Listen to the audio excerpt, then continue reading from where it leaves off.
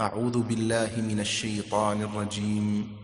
بسم الله الرحمن الرحيم.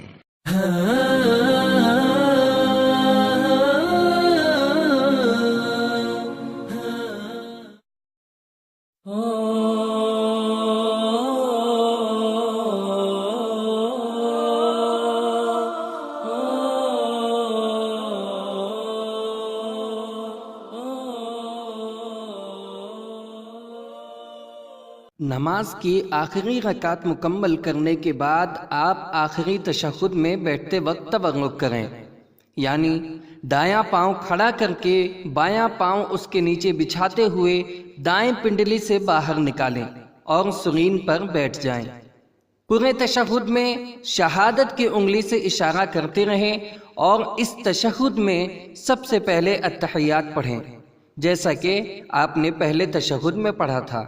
اس کے بعد درود اور پھر یہ دعا پڑھیں، اللہم انی ظلمت نفسی ظلما کثیرا ولا یغفر الذنوب الا انت فاغفر لی مغفرۃ من عندک وارحمنی انک انت الغفور الرحیم۔